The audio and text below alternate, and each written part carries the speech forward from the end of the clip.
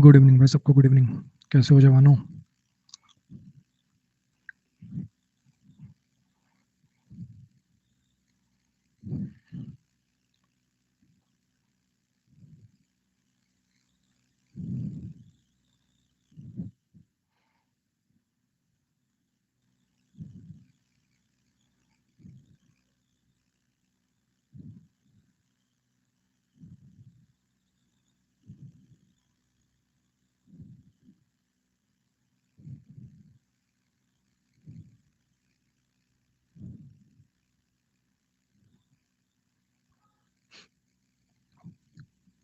Manish, YouTube पे search करना error pro अमन वशिष्ठ। एक 12 मिनट की वीडियो आएगी, उसमें सब बताया भाई।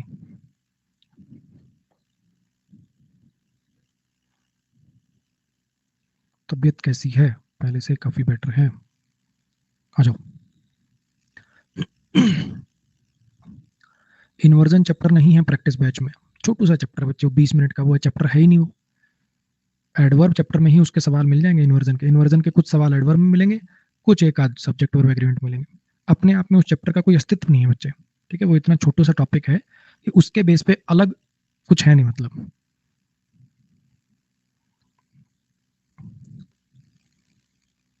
सर, टेंस का पीडीएफ बच्चे अभी बना नहीं है, जब बनेगा तो डाल दिया जाएगा। अभी बना नहीं है। चलो जी, फिर वही रोज वाली बात है। प्लस सब्सक्रिप्शन जिन बच्चों के पास, चलो आज 5-7 मिनट बात करेंगे ये बातें, फिर बच्चे लेट आते हैं। फिर शुरू करते हैं।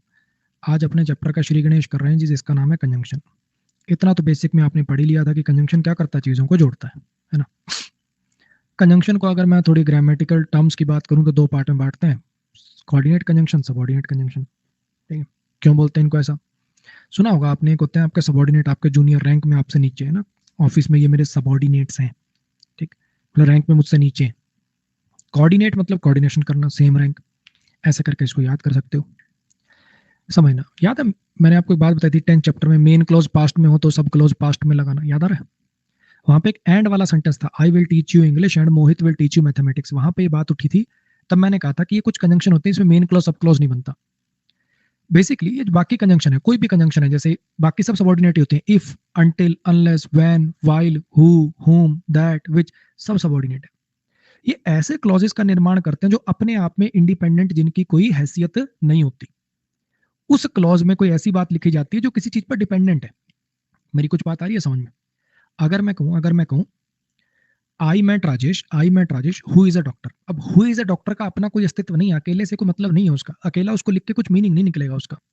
तो सबऑर्डिनेट कंजंक्शन जो होती हैं, if, until, unless, when, while, provided that, who, हुम, विच, दैट, ये सब के सब क्या है, ये ऐसी कंजंक्शंस होती हैं। बेसिकली इनसे ऐसे क्लॉज बनते हैं जो डिपेंडेंट होते हैं किसी दूसरे पर। उनका अपना कोई स्टैंड अलोन अस्तित्व नहीं होता, अपना कोई अकेले का मीनिंग नहीं पॉसिबल हो पाता।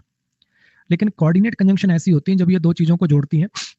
तो यहाँ ऐसे क्लॉजेस का निर्माण होता है, इसमें ऐसे क्लॉजेस का फॉर्मेशन होता है जो बेसिकली एक दूसरे पर डिपेंडेंट नहीं होते। यहाँ पे ऐसे क्लॉजेस का निर्माण होता है जो एक दूसरे पर डिपेंडेंट नहीं होते, इंडिपेंडेंट क्लॉजेस होते हैं आपस में। इतनी बात समझ में?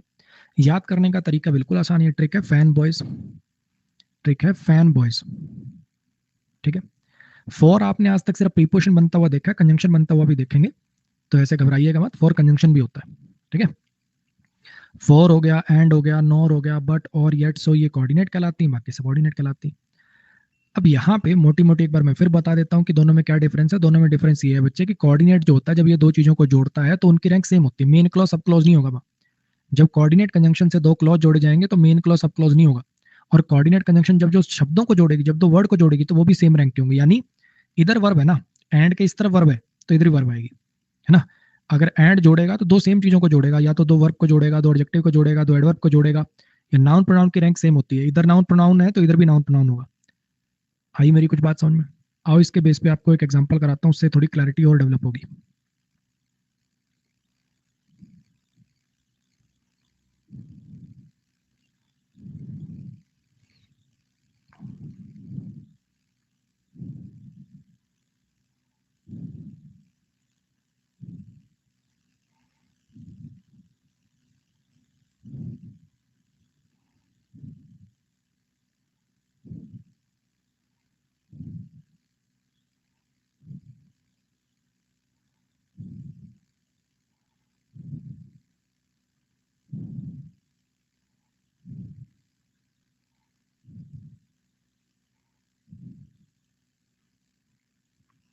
इस सेंटेंस को ब्रेक करो, ब्रेक करोगे तब क्लैरिटी आएगी। इस सेंटेंस को ब्रेक करो थोड़ा। और एक पीछे मैंने आपको एक बात पढ़ाई थी, वो जिन बच्चों को याद होगी वही इसको कर पाएंगे। करो कोशिश एक अपने आप, फिर मैं कराता हूँ। एक कोशिश आप करिए, फिर मैं कराता हूँ।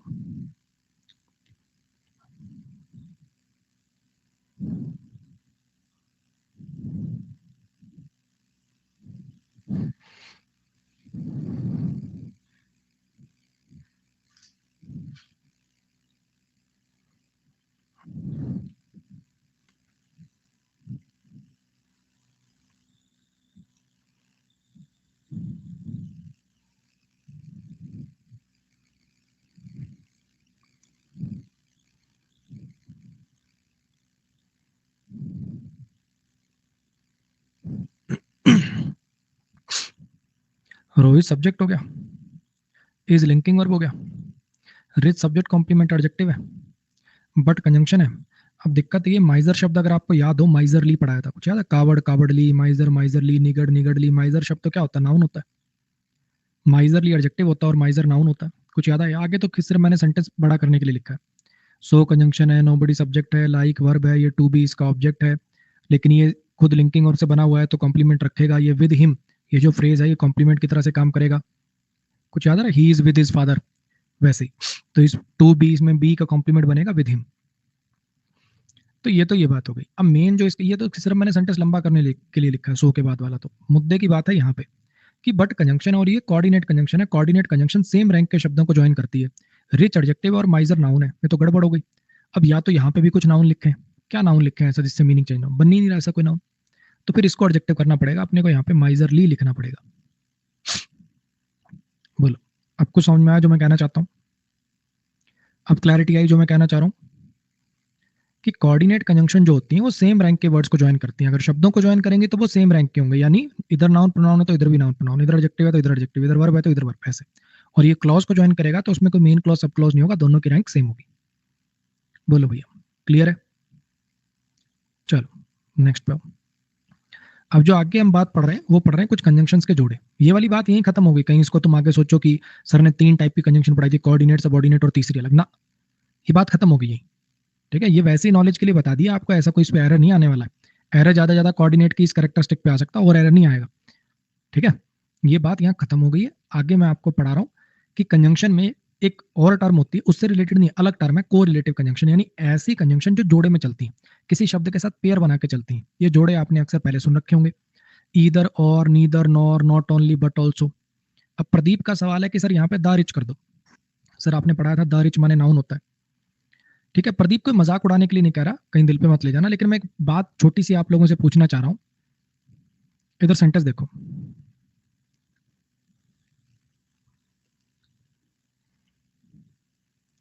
रोहित सब्जेक्ट है, इज लिंकिंग वर्ब है, सब्जेक्ट कॉम्प्लीमेंट का काम एक नाउन कर सकता है। सब्जेक्ट कॉम्प्लीमेंट का काम एक नाउन कर सकता है, ये नाउन है। तो क्या ये सेंटेंस सही हो गया? बोलो, ये सेंटेंस सही है क्या? क्यों सही नहीं है ये? सही क्यों नहीं है? क्योंकि सर ग्रामर सही करने से मतलब थोड़ी, उस सेंटेंस का कोई मीनिंग भी तो निकलना चाहिए, थोड़ा मीनिंग का सिर पैर भी तो देख लेना चाहिए हमें। नहीं, रोहित टेबल थोड़ी हो सकता है। ऐसी एक रोहित द रिच माने तो अमीर लोग होता है, वो कोई सिंगुलर के लिए तो आता नहीं, वो तो पूरे अमीर, सारी दुनिया के अमीर लोगों के लिए आएगा। तो एक रोहित पूरी दुनिया के अमीर आदमी कैसे हो सकता है? तो थोड़ा सोचो, है ना। भी सिर्फ ये नहीं कि ग्रामर सर ने बोला है कि यहाँ पे नाउन पुट करना है तो कोई भी नाउन पुट करके दिखाऊंगा। सोचो कि जो मैं लिख रहा हूं उसका कोई मीनिंग भी निकल रहा है कि नहीं। अब हम पढ़ रहे हैं को रिलेटिव कंजंक्शन, यानी जोड़े में चलने वाली कंजंक्शन। जैसे आपने जोड़े सुने होंगे कि ईदर और, neither nor, not only but also both and, ऐसे और काफी सारे जोड़े पढ़ाऊंगा मैं आपको। आज अपने को कोरिलेटिव कंजंक्शन ही पढ़नी है, बहुत सारी। कोरिलेटिव कंजंक्शन जो होती हैं, ये वैसे तो याद करने की है, लेकिन कोशिश करूंगा कि इसमें भी आपको लॉजिक दे दूं कि इसका इसके साथ ही जोड़ा क्यों बना, इसका इसके साथ ही जोड़ा क्यों बना। ट्राई करूंगा जितनी मैक्सिमम के लॉजिक आपको दे पाऊं। लेकिन ये 4 अलग है, और भी बहुत सारी पढ़ाऊंगा। ये 4 अलग पढ़ाई जाती है और इसमें लिखा होता है कि ये सेम रैंक के वर्ड को ज्वाइन करती है, यानी एक नाउन प्रोनाउन को दूसरे नाउन प्रोनाउन के साथ, एक वर्ब को दूसरी वर्ब के साथ, एक एडजेक्टिव को दूसरी एडजेक्टिव के साथ, एक एडवर्ब को एडवर्ब के साथ। ऐसा क्यों? थोड़ा सोचना, थोड़ा सोचना, ऐसा क्यों?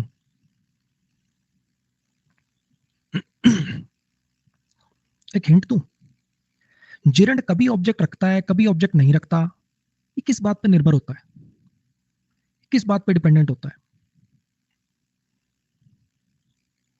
कि वो जिरंड आपने बनाया कैसी वर्ब से, है ना, उस जिरंड के निर्माण में आपने वर्ब कैसी यूज करी है, उसी से उस जिरंड की कैरेक्टरिस्टिक डिफाइन होती है कि वो जिरंड आगे कैसे बिहेव करेगा, हाँ कि ना। अब यहाँ पे मैं कह रहा हूँ कि ये जो कोरिलेटिव कंजंक्शन है इनका ये खास फीचर है कि ये जो है सेम रैंक के वर्ड को ज्वाइन करेंगे, तो क्या कारण है इसके पीछे, बता दो यार, अब तो इतना बड़ा हिंट दे दिया।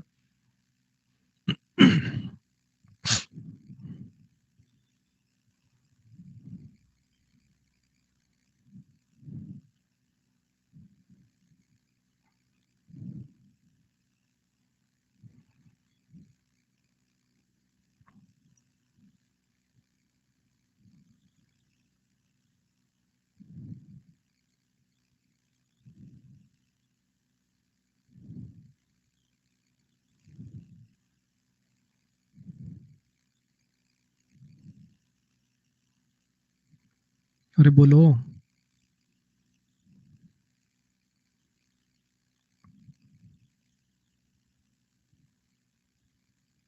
होते भाई, मतलब पूरी क्लास में एक बच्चा भी नहीं बोलेगा।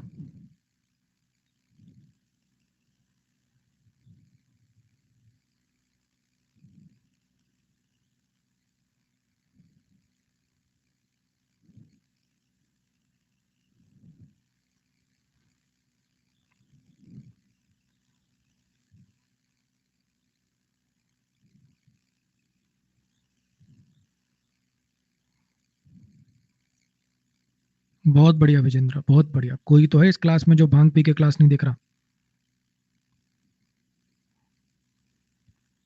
अभी बताया 1 मिनट पहले कि ये कोऑर्डिनेट कंजंक्शन होती है, सेम रैंक के वर्ड्स को ज्वाइन करती हैं, और ये जो जोड़े तैयार किए गए हैं इनमें जो कंजंक्शन यूज करी गई है वो कैसी कंजंक्शन यूज कर ली हमने, कोऑर्डिनेट वाली यूज कर ली। तो जैसे एक जिरण कैसी वर्ब से बना है उसी से उसके आगे कैरेक्टरिस्टिक्स कैसे होते हैं उनका डिफाइन, मतलब वो निर्धारित होंगे। सेम वैसे ही ये जो जोड़ा हमने तैयार किया इसके हमने इंग्रेडिएंट क्या यूज किए, इसके इंग्रेडिएंट के तौर पर हमने क्या यूज कर लिया, हमने कोऑर्डिनेट कंजंक्शन को यूज कर लिया, हाँ कि ना। इसके इंग्रेडिएंट के तौर पर हमने कोऑर्डिनेट कंजंक्शन को यूज कर लिया, तो वही फीचर इसके अंदर आ गए। अब ये जोड़ा तैयार करने के लिए हमने कोऑर्डिनेट कंजंक्शन यूज करी, तो इसके भी वही फीचर हो गए कि सेम रैंक को ज्वाइन करेंगे ये। आओ इस पर एग्जांपल मतलब एरर कैसे आते हैं वो बताने समझाने की कोशिश करता हूँ। ये 3 सेंटेंसेस है, एक बार आप ट्राई करिए फिर मैं कराता हूँ। सोचो थोड़ा सा कि अच्छा इधर के बाद ये आ रहा है तो और के बाद भी यही आएगा, अच्छा नहीं इधर के बाद ये आ रहा है, तो एक ट्राई आप करो फिर मैं कराता हूँ।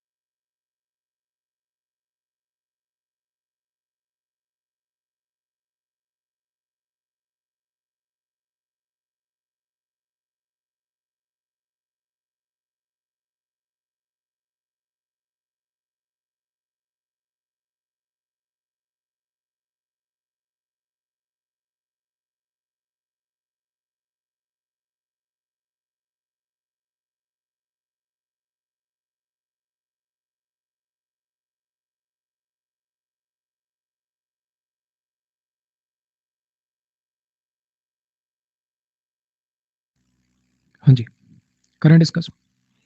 अगर आप इसको हिंदी में पढ़ लेते ना तो भी आपको समझ में आ जाता। रोहन एक पास की दुकान पर गया, रोहन एक पास की दुकान पर गया और या तो खरीदा, या तो खरीदा, कैसे होता है सेंटेंस, या तो खरीदा या बेच दिया कुछ, या तो खरीद ले या बेच दे। या तो के बाद अगर वर्ब है तो और के बाद भी तो वर्ब आएगी ना, लेकिन क्या मेरे पास दो वर्ब अवेलेबल हैं इसके बाद, नहीं। तो शायद ये तो वर्ब को नहीं यार, दो नाउन को कनेक्ट करना चाह रहा है, इन दो में ऑप्शन देना चाह रहा है कि रोहन पास की दुकान पर गया और खरीद के लाया या तो एक पेन या एक पेंसिल, ये कहना चाह रहा था। चॉइस थी पेन और पेंसिल में, बॉट के साथ दूसरी वर्ब कहाँ है चॉइस में, तो यानी ऑप्शन आएगा ऐसे, बॉट ईदर अ पेन और अ पेंसिल। इसको देखो, ये जो डील है ना फायदा करेगी, अगर ये सेंटेंस ऐसे होता, this deal will neither benefit nor harm you, this deal will neither benefit nor harm you, ये सेंटेंस नो एरर हो जाता। दो वर्ग के बीच में चॉइस हो जाती कि ये डील ना तेरा फायदा करेगी ना नुकसान करेगी, हाँ कि ना। ये डील ना तेरा फायदा करेगी ना नुकसान करेगी। तो क्या लिख लेना चाहिए हमें? This deal will benefit neither you nor me, क्योंकि दो मेरे पास वर्ब के ऑप्शन तो है नहीं, वर्ब के दो ऑप्शन तो है नहीं, ऑप्शन तो मेरे पास इन दोनों चीजों के हैं, है ना। वर्ब के तो ऑप्शन है नहीं मेरे पास ऑप्शन इन दोनों प्रोनाउंस के हैं। तो ये ऑप्शन मेरे पास ए है, ये यहां जाना चाहिए था कि ये जो डील है फायदा करेगी ना तुझे ना मुझे। बोलो जी, क्लियर हो गया? ऐसे इसमें देखो, गवर्नमेंट ने, ये जो नई सरकार है, इसने ना सिर्फ बनवाया, सही हो जाता है ये सेंटेंस अगर आगे एक और वर्ब होती है, ऐसे दे देता मान लो, this new government has not only made but also funded the school. इस नई सरकार ने ना सिर्फ बनवाया बल्कि फंड भी किया स्कूल को, सही हो जाता। लेकिन यहाँ पे मुझे पता चल रहा है कि यहाँ पे ऑप्शन में दो वर्ब नहीं है, ये दो चीजें, कि ना सिर्फ ये बल्कि ये भी, टू प्रीपोजिशन गलत लगी बच्चे, फॉर द पुअर आया, गरीबों के लिए। तो यहाँ पे new government has made not only a school but also a hospital. बोलो जी, क्लियर हो गया? हाँ जी। नया बैच भाई देखते हैं अभी। नया बैच देखते हैं अभी, अभी कोई प्लानिंग नहीं है। देखो जरा, ईदर और, neither nor, not only but also, both hand, या तो ये या फिर ये। थोड़ा सोचो, जोड़े पे थोड़ा नजर मारो, रटने की भी जरूरत नहीं पड़ेगी, तुम्हें खुद अपने दिमाग से आ जाएगा, या तो ये या फिर ये। ऑप्शन देना है, ईदर क्या होता है, दो में से कोई एक ऑप्शन देने के लिए कि या तो ये या फिर ये, ना ही ये और ना ही ये। नीदर क्या हो जाएगा, दोनों में से कोई नहीं, ना तो ये और ना ही ये, इसलिए नीदर का नोर के साथ जोड़ा है। नॉट ओनली, ना सिर्फ ये बल्कि ये भी लूंगा मैं तो। नॉट ओनली दिस, ना सिर्फ ये बल्कि ये भी लूंगा मैं तो। आ रही है बात समझ में? दो चीजें, दो चीजें। बोथ, बोथ मतलब दो चीजें, ये और ये भी, इसलिए बोथ का एंड के साथ पेयर है। I can speak both English and Hindi, I can speak both, मैं दोनों चीज बोल सकता हूं, English and Hindi. I can speak both English and Hindi. कुछ मेरी बात आ रही है समझ में? देखो इनको थोड़ा ध्यान से देखो, रटने की जरूरत नहीं है, पेयर क्यों बने, या तो ये या फिर ये, ना ही ये ना ही ये, ना सिर्फ ये बल्कि ये भी, दोनों, ये भी और ये भी, क्लियर कट जोड़े बने हुए, क्लियर कट। नेक्स्ट पर जाइए।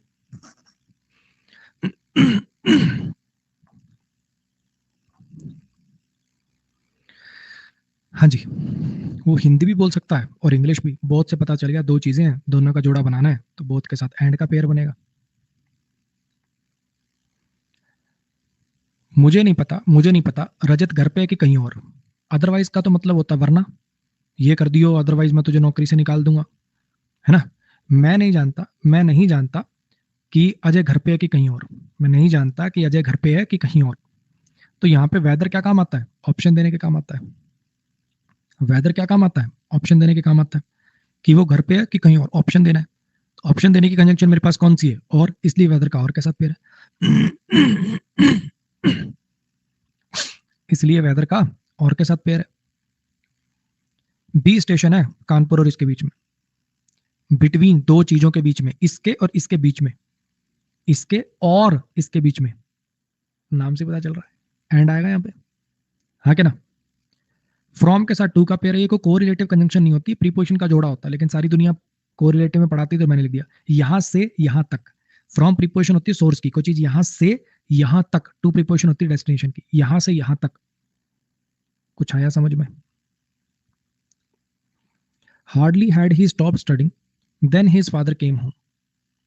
इसको देखिए जरा, ऐसे सेंटेंसेस अगर आपको याद हो इन्वर्जन में भी लिखे थे कि उसने पढ़ना बंद किया ही था, उसने पढ़ना बंद किया ही था जब उसके पिताजी घर आए, जब उसके पिताजी घर आए ना उसने पढ़ना बंद किया ही था। याद करो मैंने 10th चैप्टर में वेन वाइल कंजंक्शन बताई थी आपको, है ना। वेन वाइल कंजंक्शन बताई थी, वेन वाइल का काम होता है ये कहना कि ये दोनों काम साथ ही हुए, कि जब उसने पढ़ना बंद किया ही था उसके पिताजी जब घर आए, उसने पढ़ना बंद किया ही था जब उसके पिताजी घर आए। इन्वर्जन लगा हुआ देखो, हार्डली की वजह से इन्वर्जन लगा हुआ है। कुछ याद आ रहा है? वेन बेटर होता है, लेकिन कुछ ऑथर्स यहाँ पे बिफोर को भी सही मानते हैं, कुछ ऑथर्स यहाँ पे बिफोर को भी सही मानते हैं। आपको पेपर वगैरह में 99% वैन ही लिखा मिलेगा, लेकिन बिफोर भी चल जाता है, ये एक्स्ट्रा इन्फॉर्मेशन के लिए बता रहा हूँ, ठीक है। क्योंकि ये काम ऑब्वियसली पहले हुआ था, मतलब उसने पढ़ना बंद किया ही था, ये वाला काम होने के बाद ही हुआ ना ये काम। अगर आप कंपैरिजन कराना चाहो तो बिफोर से भी कर सकते हो, लेकिन पेपर में आपको वैन ही लगाकर आना है। क्लियर? इस पर ये भी वही बात है कि वो घर से ऑफिस के लिए निकला ही था, वो घर से ऑफिस के लिए निकला ही था जब बरसात शुरू हुई। तो स्कार्सली के साथ भी वैन का ही पेयर होता है, you know error. Hardly scarcely के साथ वैन का पेयर है। अरे एक एक चीज समझ में आ रही है ना, किसके साथ जोड़ा क्यों है? बोलो। मैंने आपको बात बोली थी एक, जो भी चैप्टर आपको लगे कि अमन सर ने बढ़िया नहीं पढ़ाया, आप किसी से भी पढ़ लेना, आपको एक टीचर भी ये को रिलेटिव का इसका इसके साथ ही जोड़ा क्यों बना, आपको अगर लॉजिक देता हुआ मिल जाए तो मुझे बता देना, कहीं पढ़ लो पूरे बाजार में। चलो इस पे आओ। No sooner did the thief see the policeman या cops then he started running. Sentence का मतलब क्या है? इसका मतलब ये कि चोर ने पुलिस वाले को देखा ही था जब उसने भागना शुरू किया। ठीक है, ये कहना है। अब जरा समझना यहाँ पे जो मैं कहना चाह रहा हूँ। पहले तो इसके मीनिंग पे थोड़ी क्लैरिटी लेके आओ। सूनर का मतलब क्या होता है बताओ? सूनर कि ही completed the task sooner than Rajesh, उसने ये काम पूरा कर दिया था राजेश से पहले। सूनर का मतलब होता पहले, सूनर का मतलब होता पहले, हाँ कि ना? नो सूनर माने, नो सूनर माने, तुम्हें नहीं लग रहा no sooner is equal to as soon as? No sooner is equal to as soon as. अगर मैं ऐसे कह दूं as soon as the thief saw the policeman he started running, क्या बात सेम नहीं निकलेगी कि जैसे ही चोर ने पुलिस वाले को देखा उसने भागना शुरू कर दिया? ये बस बात लिखने का तरीका, ये तो वही बात हो गई, ये तो वही बात हो गई कि मान लो कि मुझे कहना है कि हमारा जो फ्लैट है ना वो तुम्हारे फ्लैट के जितना ही बड़ा है, और मैं क्या कह रहा हूं, हमारा फ्लैट आपके वाले से बड़ा नहीं है जी। कुछ समझ आ रही है बात? कि बजाय कि ये कहने के कि जैसे ये हुआ ऐसे हो गया, तुमने कहा कि जल्दी नहीं हुआ, उससे जल्दी नहीं हुआ, कहने का जैसे ही वो हुआ तभी हो गया। तो बात कहने की है बस, कायदे से तो मुझे लगता नहीं ऐसे सेंटेंसेस होने चाहिए थे। मेरी नजर में ये सेंटेंस मैं ऐसे मानता हूँ कि फालतूगिरी कर रखी है, एज सुन ऐसे बना लेता अगर तुझे भाव देने दे, लेकिन फिर भी चलो बने हुए स्ट्रक्चर तो हैं जो है। अब जो बात मुद्दे की है, इसके साथ पेयर है टी एच ए एन वाले दैन का। बच्चा ना अक्सर हिंदी करता है कि चोर ने पुलिस वाले को देखा तब उसने भागना शुरू कर दिया, वो तब वाला दैन, टी एच एन वाला तब वाला दैन लगाएगा। लेकिन पता क्या है, वो टाइम का कंपैरिजन तो सूनर की वजह से हो चुका, वो तो नो सूनर ने कर दिया। ये टी एच एन वाला देन वो है taller than, visor then, braver than. Comparative degree के साथ कौन सा देन आता है? कंपैरेटिव डिग्री के साथ कौन सा देन आता है? वहां तो ये वाला देन आता है ना भाई। बोलो, समझ में आया क्या? ये वो चीज है। हाँ जी। अब यहाँ पे एक एक्स्ट्रा इन्फॉर्मेशन और ले लीजिए। यहाँ पे नो सूनर के साथ यहाँ पास्ट इंडेफिनिट भी ठीक होता है और पास्ट परफेक्ट भी ठीक होता है। मतलब हैड द थीफ सीन भी, हैड द थीफ सीन लिखा वो भी चल जाता है, कि दोनों साइड पास्ट इंडेफिनिट भी चल जाते हैं। और सूनर क्यों है? कंपैरेटिव डिग्री है, कंपैरेटिव डिग्री है तो इसके साथ ये भी अलाउड है। अब आज से पहले ये 2000, शायद इसी वाले पेपर में 2022 या 21 वाले में किसी में हरकत करी एसएससी ने, वरना हमेशा क्या करता था, मान लो एक बार ऐसा हुआ कि दोनों ऑप्शन में दे दिए, डिड द थीफ सी इसमें भी इन्वर्जन है, हैड द थीफ सीन ये भी इन्वर्जन है, दोनों ऑप्शन में देता था तो इसको प्रेफर कराता था। लेकिन इस बार पता नहीं भैया इसको क्या सूदी, इसने डिड को प्रेफर करा लिया। तो बच्चे इसमें प्रेफर प्रूफर देखो, दो नजरिए हैं देखने के। एक नजरिया तो ये कहता है कि नो सुनर का मतलब क्या है कि दोनों काम साथ ही हो रहे हैं। जब साथ ही हो रहे हैं तो पास्ट परफेक्ट किस बात का, क्यों लगा रहे हो पास्ट परफेक्ट? अगर इस लॉजिक से सोचूं, इस लॉजिक से सोचूं तो फिर आना चाहिए डिड वाला, प्रेफर होना चाहिए डिड वाला। लेकिन अगर ऐसे सोचूं कि सूनर कंपैरेटिव डिग्री तो लगी ना, नो सूनर भले ही आपने लिख दिया, लेकिन सूनर के कंपैरेटिव डिग्री होने की वजह से देन आया ना। ऐसा तो है नहीं कि नो लगने की वजह से इसका कंपैरिजन वाला फीचर ही खत्म हो गया। अगर वो खत्म हो गया होता तो फिर देन कैसे आया होता? उस लॉजिक से सोचूं तो यहाँ पे पास्ट परफेक्ट सही है, कि भले ही आपने लिख दिया इसके साथ पास्ट परफेक्ट लगा दिया, लेकिन नो लिखने से वो नलीफाई हो जाएगा। दोनों तर्क जो है वो दिए जा सकते हैं। अब आगे एसएससी क्या करेगा भाई मैं गारंटी ले नहीं सकता, लेकिन अभी तक एसएससी एक बार पिछली बार को छोड़ के हमेशा ये दोनों अगर ऑप्शन में आते थे तो इसको प्रेफर करता था। मैं यही दुआ करूंगा कि तुम्हारे साथ कभी ऐसा ना हो कि दोनों ऑप्शन में आए, फिर भी अगर आ जाए तो भाई मैं कुछ कह नहीं सकता, हेड वाले को प्रेफर करके चले आना, बाद में चैलेंज वैलेंज कर लेना क्वेश्चन को, और क्या करें। ठीक है, कुल मिला के कंजंक्शन चैप्टर की बात बस इसमें इतनी थी कि नो सोनर के साथ पेयर है टी एच ए एन वाले दैन का। क्यों? क्योंकि कंपेरेटिव डिग्री है। नेक्स्ट पर आ जाइए।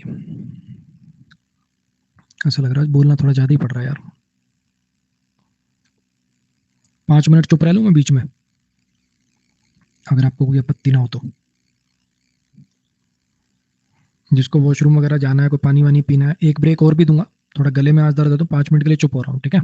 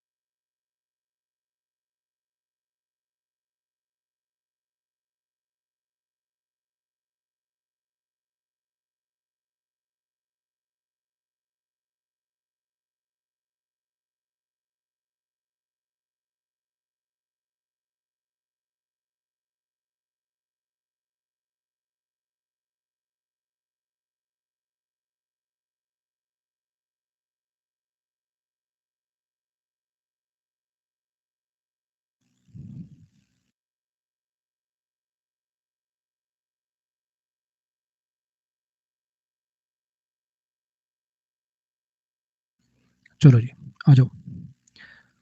ऑल्दो का पेयर है, ऑल्दो का पेयर है येट के साथ, ऑल्दो और दो का पेयर है येट के साथ।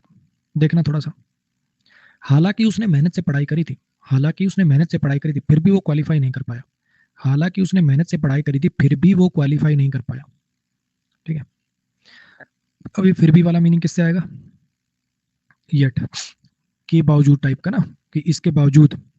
कंजंक्शन हो, जैसे एक तो होती है डिस्पाइट, वो प्रीपोजिशन होती है, उसका मतलब के बावजूद होता है। कंजंक्शन में के बावजूद फिर भी वाला जो मीनिंग होता है वो होता है येट का, वो होता है येट का। आएगा प्रद्युमन, आगे आएगा वो सब।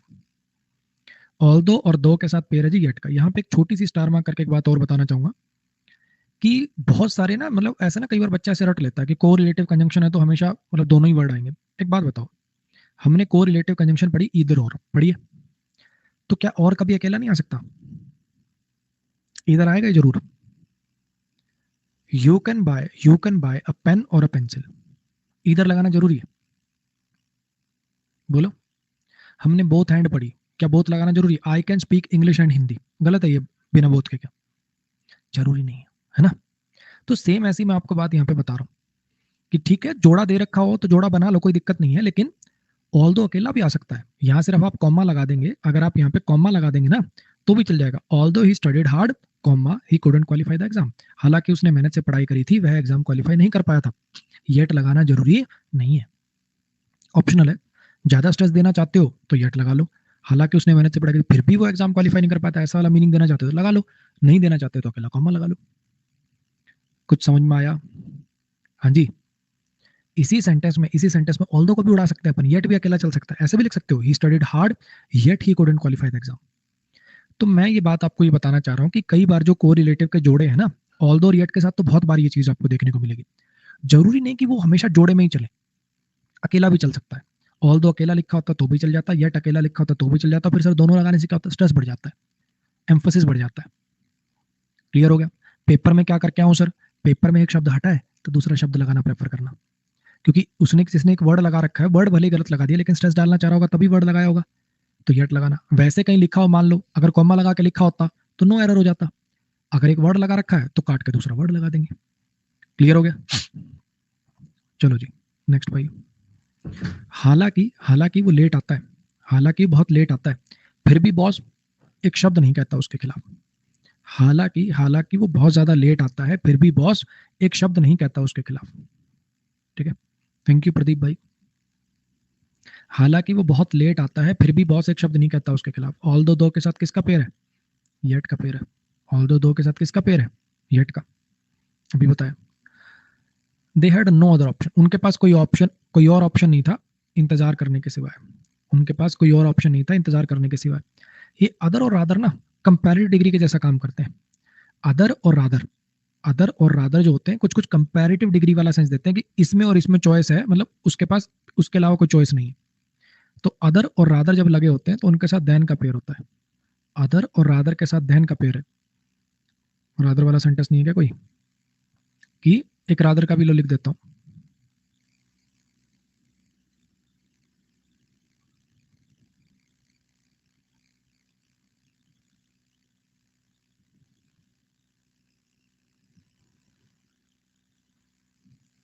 आई वुड डाई रादर बैग, इसका मतलब है कि मैं मरना पसंद करूंगा, मैं मर जाऊंगा भीख मांगने की बजाय।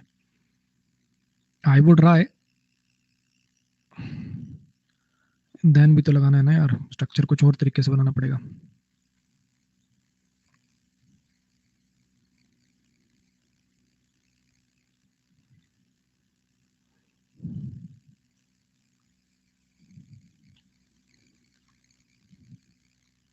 चलो आगे देखेंगे,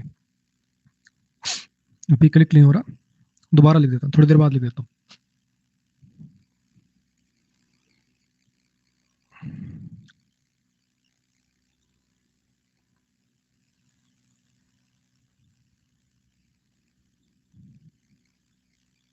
ऐसे कर लो, I would rather die than beg, मैं मरना पसंद करूंगा भीख मांगने की बजाय।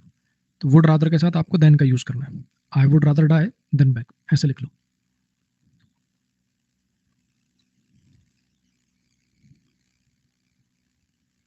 जेई वाले जेई एग्जाम वाले सेंटेंस में प्रोनाउन दो बार क्यों आया है? जब नेक्स्ट वाले नहीं आया। कहाँ है जेई एग्जाम वाला सेंटेंस? कौन सा यार जेई एग्जाम वाला सेंटेंस?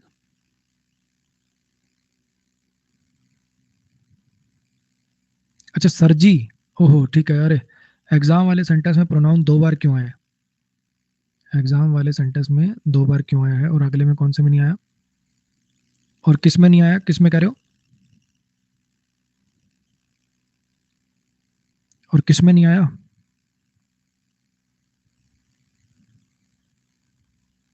इसमें नहीं आया, ये कहना चाहते हो?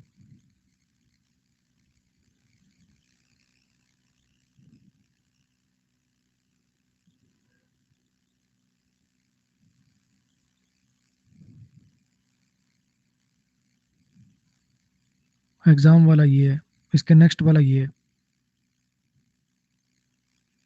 क्लियर कर यार नीरज, इतना टाइम नहीं है भाई, जल्दी लिख। हालांकि वो लेट आता है, बॉस उसे कुछ नहीं कहता। यहाँ पे सब्जेक्ट दिया तो हुआ है बॉस, इसमें सब्जेक्ट ये है। क्या समस्या आई?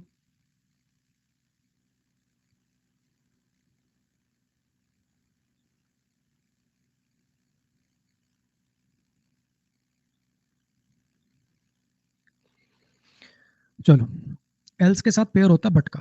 हमें कुछ नहीं चाहिए इसके सिवाय, हमें कुछ नहीं चाहिए इसके सिवाय। एल्स के साथ पेयर होता है बट का। याद आ रहा है कुछ बट का मीनिंग? एक्सेप्ट वाला, के सिवाय वाला। भी इसको छोड़कर हमें कुछ नहीं चाहिए, इसको छोड़कर हमें कुछ नहीं चाहिए, बच्चों की सेफ्टी के सिवाय हमें कुछ नहीं चाहिए। एल्स के साथ पेयर होता है जी बट का।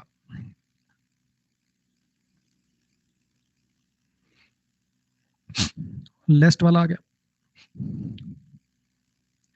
इसको पढ़ने के लिए एक बढ़िया टॉपिक पढ़ना पड़ेगा। अगर आप ये पढ़ना चाहते हो तो इसके लिए एक मस्त टॉपिक पढ़ना पड़ेगा। अगर इसका लॉजिक चाहिए ना, वरना तो सारी दुनिया रटा रही है लेस्ट के साथ छुड़ाता है, लो याद कर लो।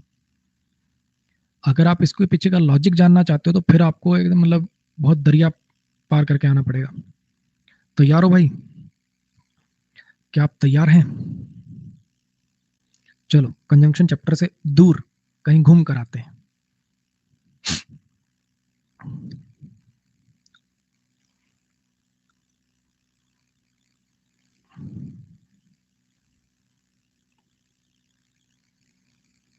Open the door.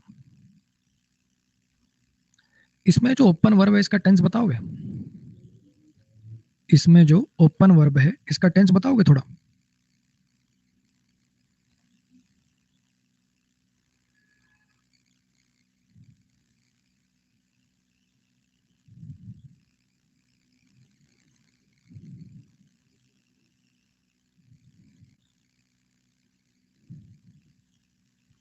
सोचो सोचो, थोड़ा सोचो। इतना आसान होता तो मैं पूछता नहीं, इतना आसान होता तो मैं पूछता नहीं।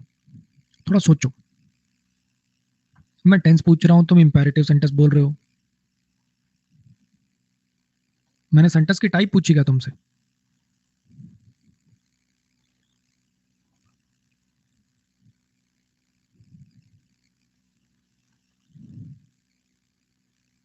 दिखने में तो प्रेजेंट डेफिनेट लग रहा है, लेकिन प्रेजेंट डेफिनेट तो हैबिचुअल एक्शन के लिए आता है ना? यहाँ कौन सा हैबिचुअल एक्शन? दरवाजा खोल दो, ये कौन सा हैबिचुअल एक्शन है भाई? है कोई फैक्ट, प्रोवर्ब, हैबिचुअल एक्शन उन सब के लिए आता है प्रेजेंट डेफिनेट तो। अब ये थोड़ा फ्यूचर जैसा भी लग रहा है, दरवाजा खोल दो, दरवाजा फ्यूचर में खुलेगा लेकिन कोई विलशेल वगैरह कुछ नहीं दिख रहा।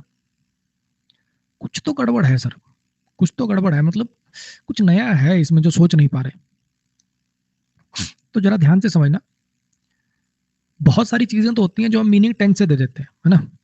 मैं खाना खा रहा हूं, मैं खाना खा चुका हूं, इस टाइप के बहुत सारे मीनिंग होते हैं जो अक्सर अपन टेंस से दे लेते हैं। लेकिन कुछ ऐसे मीनिंग भी होते हैं सेंटेंसेस के जो टेंस से नहीं दे सकते हम। जैसे ये वाला, कोई ऐसा टेंस नहीं है जो ये मीनिंग दे दे खिड़की खोल दो, दरवाजा खोल दो। किसी टेंस में ऐसा मीनिंग नहीं है। ऐसी जैसे आपको कंडीशन चैप्टर में पढ़ाऊंगा, अगर मैं शेर होता ये कर देता, अगर मैं शेर होता, किसी टेंस के बस का नहीं है। कोई टेंस नहीं है जिसमें इमेजिनेशन करी जा सके। इमेजिनेशन के लिए कोई टेंस है ही नहीं, उसके लिए फिर कुछ अलग बनाना पड़ता है। कुछ मेरी बात आ रही है समझ में? तो बहुत सारे ऐसे मीनिंग होते हैं, बहुत सारे ऐसे मीनिंग होते हैं जिनके अंदर टेंस से काम नहीं होता, टेंस रोल प्ले नहीं कर पाता। हमें कुछ अलग चाहिए होता है, हमें कुछ एक्स्ट्रा चाहिए होता है। तो यहां पे जो लगा हुआ है इसको बोलते हैं इंपेरेटिव मूड। इसको बोलते हैं इंपेरेटिव मूड। इसका कोई टेंस नहीं है। ये जो ऑर्डर एडवाइस रिक्वेस्ट वाले सेंटेंसेस होते हैं हमेशा देखो वर्ब की बेस फॉर्म आती है, इसमें V1 V2 V3 नहीं आता क्योंकि इंपेरेटिव मूड वर्ब की बेस फॉर्म से बनता है। कुछ मेरी बात समझ में आई? फिर से सुनिए जो मैंने बोला। मैं ये कहना चाहता हूँ, एक तो है टेंस, टेंस से मीनिंग दे सकते हो आप, है ना। एक तो होता है टेंस, टेंस से आप मीनिंग बना सकते हो, लेकिन कुछ ऐसे मीनिंग होते हैं जो 12 के 12 टेंस के रीच के बाहर हैं। कुछ ऐसे कई बार हमें मीनिंग देने पड़ जाते हैं जो टेंस के बस के नहीं है, तो फिर उसके लिए मूड्स की शुरुआत होती है। ये इंपेरेटिव मूड है। ये क्या काम करता है? ऑर्डर एडवाइस रिक्वेस्ट करने के लिए यूज किया जाता है। ऑर्डर एडवाइस रिक्वेस्ट करने के लिए, सामने वाले से ऑर्डर एडवाइस रिक्वेस्ट करने के लिए यूज किया जाता है। क्लियर हुई इतनी बात? हाँ कि ना? अच्छा, ऐसे ही जब आपको कंडीशनल चैप्टर पढ़ाऊंगा इमेजिनेशन वाले, वहां पढ़ाऊंगा पास्ट सब्जेक्टिव मूड। वो इमेजिनेशन का होता, अगर मैं शेर होता, चीता होता, घोड़ा होता, अगर मेरे पास 10 बिलियन डॉलर होते, इस टाइप की बातें करने के लिए पास्ट सब्जेक्टिव मूड यूज किया जाता है। ठीक। आज का जो हमारा टॉपिक है जो मैं आपको पढ़ा रहा हूं उसका नाम है प्रेजेंट सब्जेक्टिव मूड। अलग अलग टाइप के मूड हैं। इंपेरेटिव मूड हो गया, एक ऑप्टेटिव मूड होता है, वो जो होता है ना, आपको मैंने कराया था यार प्रेयर वगैरह के लिए, may you live long, optative sentences, है ना, वो ऑप्टेटिव मूड के अंदर में आता है। तो कुछ ऐसे मीनिंग होते हैं जो बस के नहीं है टेंस के देना। भगवान करे तुम लंबे जियो, ये टेंस के बस का नहीं है, तो उनके लिए हमें मूड का सहारा लेना पड़ता है। ये इंपेरेटिव मूड हो गया। ऐसे ही आज का जो हमारा टॉपिक है उसका नाम है present subjunctive mood. Present subjunctive mood. Grammar के टर्म पे मत जाइएगा, थोड़ा ध्यान से सुनेंगे 20 मिनट तो क्लैरिटी आ जाएगी। इसका काम क्या है? इसका काम है इनडायरेक्ट ऑर्डर एडवाइस रिक्वेस्ट करना, किसी से इनडायरेक्ट ऑर्डर एडवाइस रिक्वेस्ट करना। Indirect order advice request, suggestion, compulsion, demand, etcetera. समझ रहे हैं जो मैं कहना चाह रहा हूं? इनडायरेक्ट का मतलब क्या है? एक तो मैं सामने वाले को सीधा कह दूं, एक तो मैं सामने वाले को सीधा कह दूं, जैसे कि मैंने पिछले सेंटेंस में कहा कि दरवाजा बंद कर दो या दरवाजा खोल दो, ओपन द डोर। ठीक है, ओपन द डोर। ठीक। एक मैं दूसरा ऐसे कहूं, मैं चाहता हूं कि रोहन दरवाजा खोले, मैं चाहता हूं कि रोहन दरवाजा खोले, मैं चाहता हूं कि दरवाजा खोल दिया जाए, मैं चाहता हूं कि ऐसा किया जाए, बॉस चाहता है कि ऐसा किया जाए। समझ रहे हो? जिससे कराना है उसको सामने जाके नहीं कह रहे कि तू ये कर दे, मैं चाहता हूं कि ऐसा किया जाए, ये जरूरी है कि ऐसा किया जाए, ऐसी सलाह दी जाती है कि ऐसा किया जाए। इस टाइप के sentences indirect order advice request करने के काम आते हैं। ठीक है, उसमें भी स्ट्रक्चर सेम ही रहता है, इसमें भी वर्ब की बेस फॉर्म ही आती है, यहां भी वर्ब की बेस फॉर्म आती है, इंपेरेटिव में वर्ब की बेस फॉर्म आती है, इसमें भी इंपेरेटिव में, इसमें भी वर्ब की बेस फॉर्म आती है। ठीक, देखिए जरा, करने की कोशिश करिए।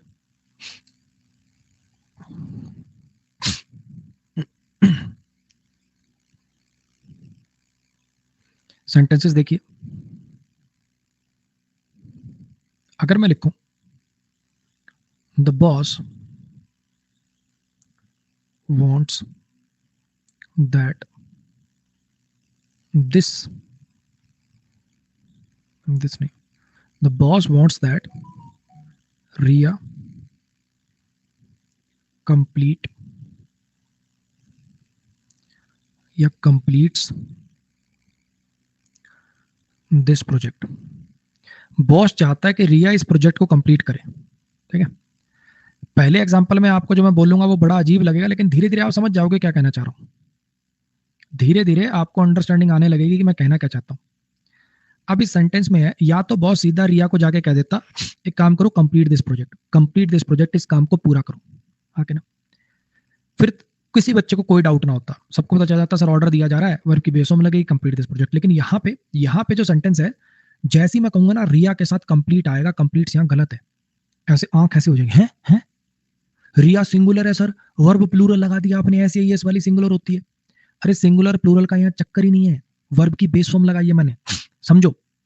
इसका टेंस वेंस है ही नहीं भाई, इसका कोई टेंस नहीं है, इसका कोई सिंगुलर प्लूरल फॉर्म नहीं है, ये वर्ब की बेस फॉर्म है जो इंपेरेटिव मूड में आई है, सॉरी प्रेजेंट सब्जेक्टिव मूड में आई है। समझो क्या है, ध्यान से सुनना मेरी बात। बॉस चाहता है कि रिया इस प्रोजेक्ट को पूरा करे। अगर तुम कंप्लीट्स लगा दोगे तो वो प्रेजेंट डेफिनेट हो गया। प्रेजेंट डेफिनेट आता है हैबिचुअल एक्शन के लिए, यानी मीनिंग निकलेगा कि रिया प्रोजेक्ट कंप्लीट करती है, और अगर करती है तो फिर बॉस क्यों चाहेगा? बॉस चाहता है कि रिया ये प्रोजेक्ट कंप्लीट करे, इसका मतलब या तो रिया करना ही नहीं, या कोई और कर रहा है, ये सेंटेंस कब बोला जाएगा? ये सेंटेंस तभी बोला जाएगा ना कि बॉस चाहता है कि रिया इस कंप्लीट प्रोजेक्ट कंप्लीट करे। मान लो राहुल को मिला हुआ था, बॉस चाहता है कि रिया करे ताकि बार बार कैबिन में बुलाऊं, बात करूं, कॉफी पे ले जाऊं, हाँ कि ना? या रिया ढीठ है, कर नहीं रही है, बॉस चाहता है कि वो इसका प्रोजेक्ट को करे। ये सेंटेंस केवल एक ही सर्कमस्टांसेस में लिखा जा सकता है जब ये काम हो नहीं रहा, मतलब या रिया नहीं कर रही, कोई और कर रहा है, या रिया खुद ही नहीं कर रही, ढीठ है, हाँ कि ना? तो अगर कंप्लीट लिख दोगे तो अर्थ का अनर्थ नहीं हो गया। बॉस चाहता है कि रिया प्रोजेक्ट पूरा करती है। अगर रिया प्रोजेक्ट पूरा करती है तो फिर बॉस चाहता क्या है? बिना मतलब बैठा बैठा रिया प्रोजेक्ट कंप्लीट करती है, टाइम से अपना वर्क रिया ही कर रही है और करती भी है, हैबिचुअल एक्शन है, बॉस चाहता है कि करे। वाह! जो काम हो रहा होगा उसकी चाहत कौन करता है? मेरी जेब में 100 रुपए है तो मैं ये चाहत करूंगा कि काश जेब में 100 रुपए हो। तो भैया यहाँ पे मुझे मीनिंग ऐसा देना था कि बहुत चाहता है कि ऐसा हो, ऐसा किया जाए। तो ये आता है प्रेजेंट सब्जेक्टिव मूड के अंदर, इसलिए आएगा यहाँ पे कंप्लीट। अब दिक्कत क्या है, ये वाली बात जो है ना, अगर कोई बढ़िया पढ़ाने समझाने वाला हो जैसे कि मैं, फिर तो बच्चे के समझ में आ सकती है। नहीं तो जो नेटिव जिनकी लैंग्वेज इंग्लिश नहीं होती, इंडिया के, पाकिस्तान के, बांग्लादेश के, अलग जगह के बच्चों को अगर ये बात समझाने की कोशिश करोगे तो उनका तो दिमाग खराब होगा ना, रिया के साथ वर्ब प्लूरल कैसे आ रही है। तो फिर क्या किया ग्रामेरियंस ने, एक सस्ता इलाज बता दिया इसका। सस्ता इलाज क्या है? बच्चों को ना शुड कंप्लीट पढ़ा दिया करो। मॉडल के बाद वर्ब की बेस फॉर्म आती है, बच्चा चू नहीं करेगा। और देखो मीनिंग भी कुछ कुछ ठीक से निकल आया कि बॉस ये चाहता है कि रिया रिया कोई प्रोजेक्ट कंप्लीट करना चाहिए। मीनिंग भी ठीक सा निकल आया, ग्रामर की दिक्कत भी खत्म हो गई। बच्चों को ये पढ़ा दिया करो। लेकिन भैया जो असली मीनिंग है, जो बेस्ट मीनिंग है, जो कंसाइज है, वो कंप्लीट है। ठीक, फंडा मुझे लगता है एक सेंटेंस से क्लियर हो गया होगा। अब सेंटेंस दनादन दनादन काफी सारे आएंगे तुम्हें, जब तुम्हारी छाती से ऐसे हो जाएगा ना, सर बहुत करा दिया सर बस। ग्रामेटिकली ये भी ठीक है, ये भी ठीक है, ठीक है, ग्रामेटिकली दोनों ठीक है इसके अंदर। पेपर में आपको दोनों में कभी चॉइस दिखेगी नहीं, लेकिन आपको मैंने बता दिया कि असली यही है, असली कंप्लीट वाला ये। शुड सिर्फ लीपा पोथी और कुछ नहीं, शुड वाला केवल लीपा पोथी करी गई और कुछ नहीं। और एग्जाम्पल देखिए,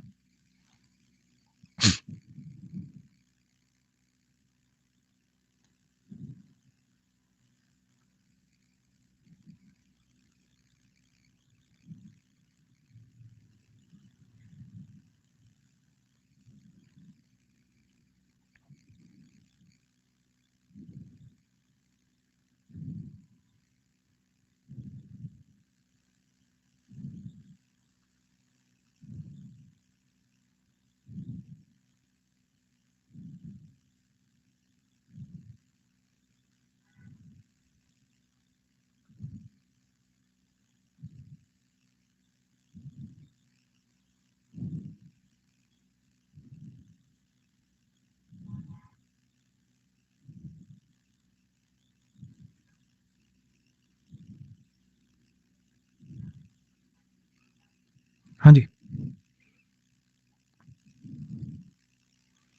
if we want to complete this project, अगर हम इस प्रोजेक्ट को पूरा करना चाहते हैं, ये जरूरी है।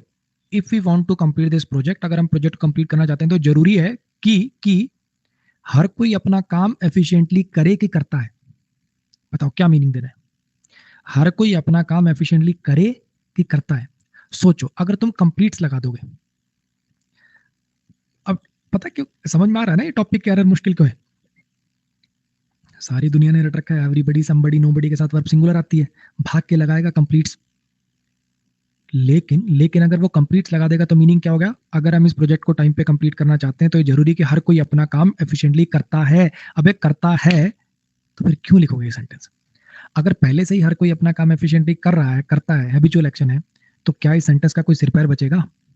ये सेंटेंस कब बोला जा सकता है? जब वो ऐसा ना कर रहे हो। हम चाहते हैं कि हर कोई अपना काम एफिशिएंटली करे, डायरेक्टली उसको जाके नहीं करे कि तू कर, जरूरी है कि ऐसा किया जाए और कोई ऐसा करे।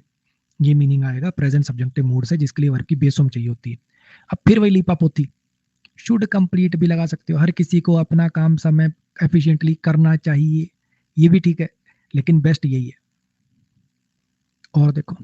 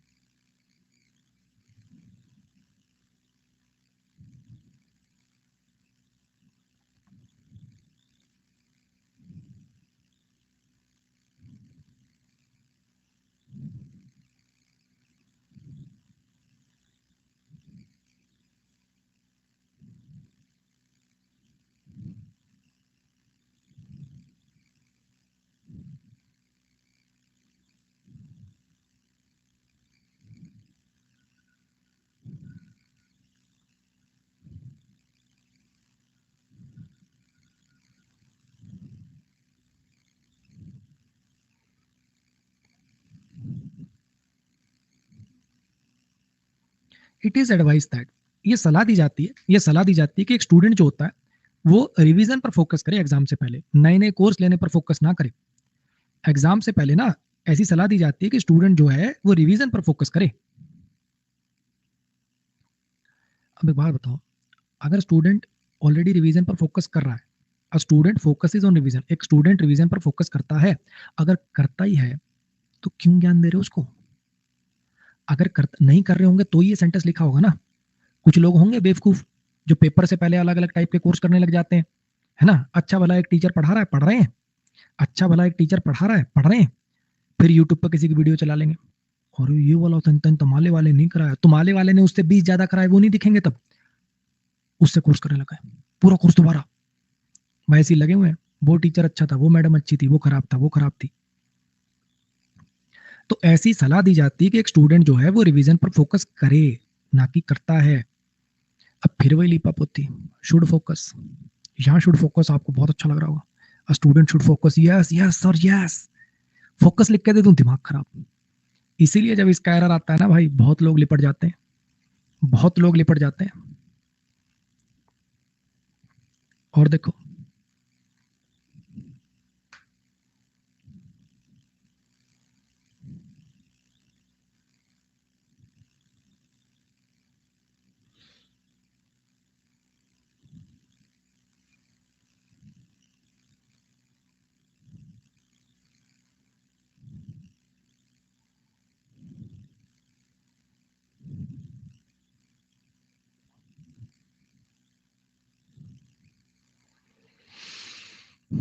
पैसिव है, ध्यान रखना, ये पैसिव है दोनों।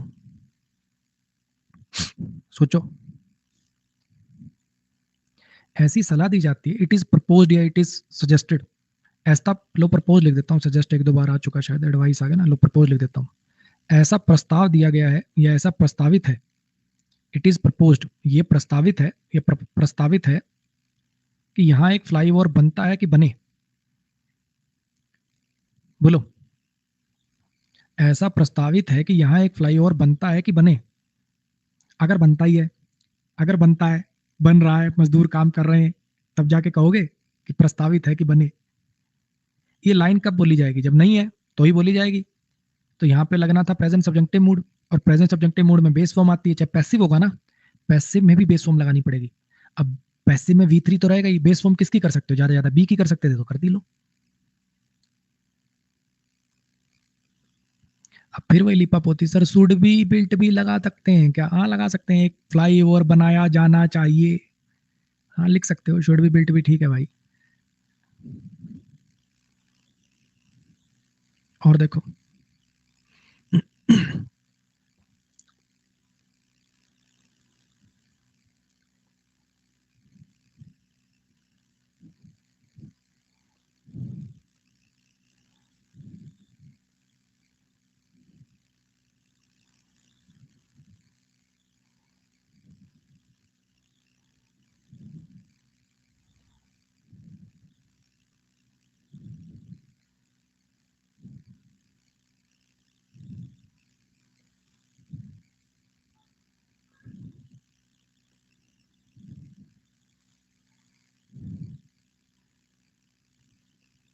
हाँ जी,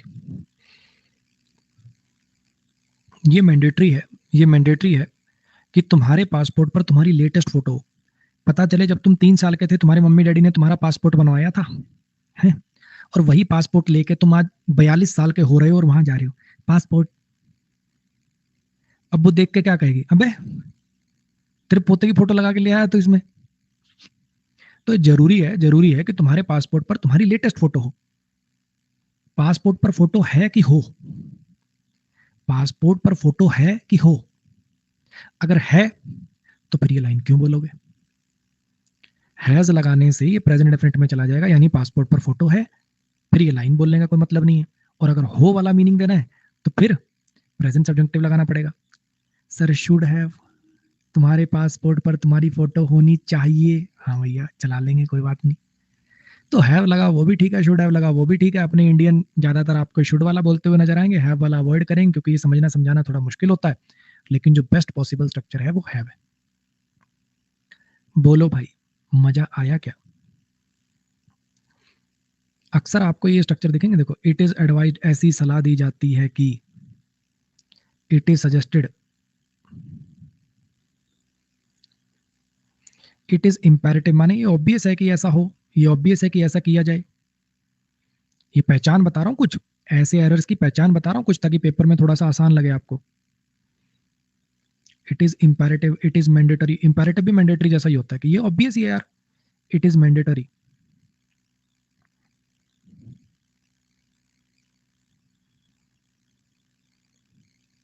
इट इज ऑब्वियस। इस टाइप के सेंटेंसेस देखेंगे, या फिर ऐसे लिखा लेगा, या फिर ऐसा लिखा होगा, the boss demanded that, wanted that, wished that, कि वो बहुत जरूरी नहीं है कि बॉस ही आए, कहने का मतलब वो चाहता है ऐसा हो, वो इच्छा करता है ऐसा हो, रिक्वायर्ड दैट, ऑर्डर दैट। बोलो, कुछ समझ में आया? ऑर्डर के साथ तो जनरली नहीं बनाते हैं वैसे, ऑर्डर में तो ऑर्डर री आर टू कंप्लीट वाले सेंटेंस आपको ज्यादा दिखेंगे। वो चाहता है कि ऐसा हो, उसने डिमांड किया ऐसा हो, उसने इच्छा करी ऐसा हो। बोलो जी, आई कुछ क्लैरिटी? प्रेजेंट सब्जेक्टिव मूड क्या होता है, क्या मीनिंग देते हैं, कहाँ लगाया जाता है? चलो, अब इसका जो मैं आंसर आपको बता रहा हूँ, सेंटेंस का मतलब है वो तेज भागा, वो तेज भागा, कहीं ऐसा ना हो, कहीं ऐसा ना हो कि बस मिस हो जाए। वो तेज भागा, लेस्ट का मतलब होता है मे इट नॉट हैपन, कहीं ऐसा ना हो। लेस्ट का मतलब होता है मे इट नॉट हैपन, कहीं ऐसा ना हो, कहीं ऐसा ना हो कि बस मिस हो जाए, ऐसा किया जाए, ये हो जाए। ये वाले मीनिंग के लिए आपको सीधा यहाँ पे मिस लिखना चाहिए था, ही मिस था बस। मिसेज मत कर देना वरना हैबिचुअल एक्शन हो जाएगा, वो बस मिस करता है, ये नहीं कहना। वो तेज भागा, कहीं ऐसा ना हो कि बस मिस हो जाए, ये बेस्ट है। लेकिन आपको जितने इंडियन ऑथर्स हैं सब जगह यहाँ पे शुड मिस लिखा मिलेगा। एसएससी में शुड मिस ही प्रेफर करना है आपको। ग्रामेटिकली ये बेटर है, लेकिन एसएससी में आपको शुड मिस ही प्रेफर करना है। लेस्ट के साथ शुड का पेयर होता है, ऐसे पढ़ा रखा होता है। मिस लिख दो तो सही होता है, लेकिन एसएससी में शुड मिस। कोई भी कॉम्पिटेटिव एग्जाम, इंडियन कोई भी कॉम्पिटेटिव एग्जाम में शुड मिस। क्लियर हो गया? चलो फिर से 3-4 मिनट का ब्रेक ले लेते हैं, थोड़ा गले को रेस्ट आ जाएगा, फिर आगे कंटिन्यू करते हैं। ठीक है? गुरुजी, वर्ड पावर मेड इजी करने से वो कैब कितने परसेंट कंप्लीट हो जाएगी? वो कैब कंप्लीट हो जाएगी भैया तेरी 20%। टोटल 5-6 हज़ार वर्ड के आसपास करनी चाहिए, तो उसमें 1,000 के करीब वर्ड है, तो टोटल तेरी 20% वो कैब कंप्लीट हो जाएगी, जितनी तेरे को पेपर के पॉइंट ऑफ व्यू से चाहिए। मेनली उससे कवर होंगे तेरे वन वर्ड, मेनली उससे तेरे कवर होंगे वन वर्ड सब्स्टिट्यूशन, ना उससे ईडीएम कवर होंगे, एंटोनिम सिनोनिम कुछ कवर हो सकते हैं, कुछ मेनली वन वर्ड के लिए है वो।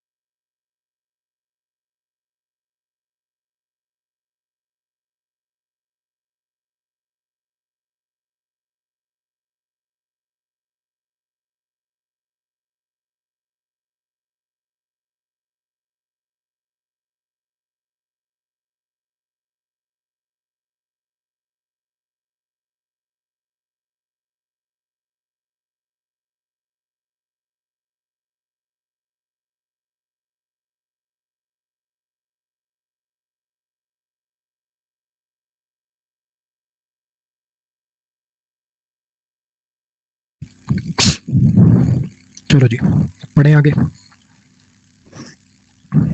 सिमिली याद है? सिमिली, एक सिमिली थी एज वाली। You are as smart as your brother, she is as beautiful as her sister, he is as rich as Rohan. ये पॉजिटिव नेगेटिव दोनों टाइप की बातें करने के काम आ सकती है। आप किसी को ये भी कह सकते हो he is as smart as his brother, और ऐसा भी कह सकते हो he is not as smart as his brother, he is as stupid as his brother, he is as poor as his brother. Positive बातें नेगेटिव बातें दोनों बातें करने के लिए इसको काम में लिया जा सकता है। लेकिन एक है सो एज वाली, ये सिर्फ नेगेटिव काम के लिए यूज में ली जा सकती है। इसको पॉजिटिव बात करने के लिए ऐसा नहीं लिख सकते you are so smart as your brother, नहीं, नेगेटिव बात करने के लिए you are not so smart as your brother, ऐसे करके। क्लियर हुआ? नेगेटिव बात करनी है तो सो एज वाला, ये दोनों में चल सकता है। तो ऑब्वियस बात, अगर ये दोनों में चल सकता है तो क्या इसका इस कॉन्सेप्ट का एरर आएगा? अगर ये दोनों में चल सकता है तो क्या इसका इस कॉन्सेप्ट का एरर आएगा? नहीं, क्योंकि पॉजिटिव बात लिखी हो तो भी ठीक है, नेगेटिव बात लिखी हो तो भी ठीक है। तो इस कॉन्सेप्ट का एज का और एरर पढ़ा रखे मैंने आपको, ये वाले कॉन्सेप्ट का तो सो एज का ही बन पाएगा, हाँ कि ना?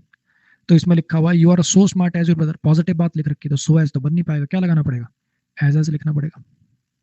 तुम उतने ही स्मार्ट हो जितना तुम्हारा भाई है, इसलिए परेशान मत हो और स्पीच दे दो। क्लियर हुआ? ये एक बहुत अच्छा कॉन्सेप्ट है। आइए किताबों में इसको सिंपली ऐसे बोल रखा होता है, ये एडजेक्टिव चैप्टर में एरर मिलेगा आपको प्लिंटू पैरामाउंट के अंदर। तो ऐसे लिखा होता है उसके अंदर कि एज का प्रयोग करें। क्यों करें? कुछ नहीं पता। एक आधा अगर कोई पढ़ाएगा भी तो वो बोलेगा कि देखो बेटा सिमिली जो होती है ना, दोनों साइड पे एज आता है उसमें, सिमिली में दोनों साइड पे एज आता है, तो एक ही एज लगा के कैसे छोड़ दिया? तो यहाँ पे एज लिखो। लेकिन फिर मेरे कुछ सवाल है, और एक नहीं फिर बहुत सारे सवाल है मेरे। अगर आप कह रहे हो कि ये सिमिली फॉर्म होगी तो एक कंजंक्शन तो ये हो गई, एक कंजंक्शन इफ हो गई, एक कंजंक्शन देन हो गई, तो इसका मतलब तीन कंजंक्शन है। और तीन कंजंक्शन तो क्लॉज कितने होंगे? दो क्लॉज के लिए एक कंजंक्शन, तीन क्लॉज के लिए दो कंजंक्शन, चार क्लॉज के लिए तीन कंजंक्शन, तो चार क्लॉज होने चाहिए। दिख रही है कहीं चार वर्ब? चार वर्ब दिख रही है क्या कहीं? बोलो, चार वर्ब कहीं नजर आ रही हैं क्या?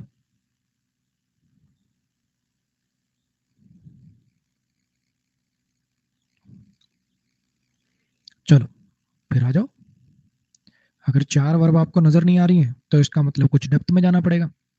पहले तो इस सेंटेंस का मतलब समझो, फिर ग्रामर और अच्छी समझ में आएगी। ठीक है? मान लो तुम दो भाई हो, या मैं मेरे पे इमेजिन कर लेता हूँ, मैं और मेरा भाई है, दोनों का हमारे का रिश्ता तय हो गया। उधर से वो भी दोनों बहनें हैं। वो नहीं होता रिश्ता देखने जाते हैं चाय समोसे वाला दिन, से नजरों नजरों में ऐसे देख रहे हैं, घर आके चौबारे पे सो रहे हैं हम दोनों भाई, अपना चारपाइयाँ डाल रखी, पंखा लगा हुआ है। छोटा भाई कह रहा है सुन रहा भाई? मैंने कहा हाँ बोल। कहता एक बात बोलूं, बुरा ना मानियो। मैंने कहा हाँ। कि मेरे वाली ज्यादा बढ़िया है। अरे मेरे वाली सुंदर है। मैं कहा ठीक ठीक सो जा। कह रहा मान भाई ऐसे काम नहीं चलेगा, तू मान के हाँ तेरे वाली ज्यादा सुंदर है। मैंने कहा बावला है तू, बच्चा है अभी, तूने तेरी भाभी की जुल्फे ना देखी अभी। वो कह रहा तुमने मेरी वाली के होंठ ना देखे अभी। तो मान ही नहीं रहे। वो कह रहा मेरे वाली सुंदर, वो कह रहा मेरे वाली सुंदर। फिर नीचे आंगन से पापा की आवाज आई, बस सो जाओगे कि लठ लेके ऊपर आऊं, तुम्हारा मैं ही करवाऊं फैसला। तो फिर अंतिम स्टेटमेंट कहीं ना कहीं तो लड़ाई खत्म करनी पड़ेगी। वो कह रहा देख, मैं उसको कह रहा हूँ भाई देख सुन मेरी बात, जो बड़ी वाली है वो बराबर सुंदर जरूर है, अगर ज्यादा सुंदर नहीं है छोटी वाले से। ज्यादा सुंदर अगर तू नहीं मानता ना तो बराबर जरूर है, कम किसी एंगल से नहीं। ये सेंटेंस का मतलब है कि वह बराबर सुंदर है छोटी वाली के, अगर ज्यादा सुंदर नहीं है तो। ये सेंटेंस का मतलब था। अब रियलिटी में सेंटेंस कुछ है लिखा, वो छोटा वर्जन लिखा हुआ उसका, असली सेंटेंस पता है क्या है? ये ऐसे, she is as beautiful as, she is as beautiful as her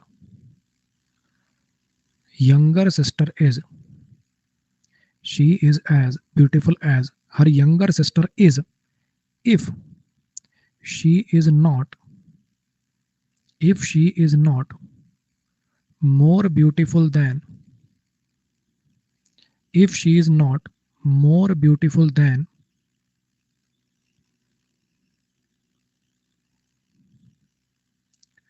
her younger sister is,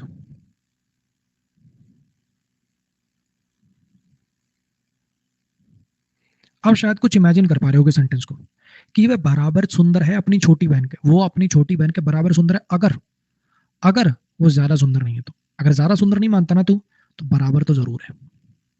अब देखो हुआ क्या, यही दो लोगों की पहले क्लॉज में तुलना होनी है और यही दो लोग की बाद में होनी है, तो दो दो बार क्यों रिपीट करोगे? ये शी इज दो बार क्यों लिखे? हाँ कि ना? ऐसे यंगर सिस्टर लास्ट में तो देखो दैन अकेला छोड़ नहीं सकते, लास्ट में यंगर सिस्टर लिखा है तो यहाँ वाला ये हर यंगर सिस्टर इज ये लिखना जरूरी क्यों है? He is taller than I am, ये वर्ड तो हम पचासों टाइम अंडरस्टूड कर चुके हैं आज तक। और ब्यूटी ब्यूटी की तुलना करनी, ब्यूटीफुल इधर ये भी अंडरस्टूड हो गया। अब देखो बचा क्या, she is as beautiful as, if not more than her younger sister. She is और हर यंगर सिस्टर इज और ब्यूटीफुल ये तीन वर्ड अंडरस्टूड हुए हैं, इसलिए वो सेंटेंस ऐसा दिख रहा है। लेकिन हर एक अंडरस्टूड के पीछे कारण है कि ब्यूटीफुल को रिपीट होने से बचाना है, शी इज को रिपीट होने से बचाना है, यंगर सिस्टर दो बार लिख के क्या करोगे? सिमली तो पूरी लिखोगे ना यार। एरर मैंने भी आपको वही बताया जो किताबों में दिया होता है, एरर मैंने भी वही आपको बताया कि सिमली पूरी लिखी जाएगी, एज लिखा जाएगा, लेकिन मैंने इसके पीछे का आपको रीजन बता दिया। ठीक है कि भैया क्या हो रहा है, स्ट्रक्चर का पूरा डिफरेंस क्या है। क्लियर हो गया जी? चलो जी नेक्स्ट पर आ जाइए।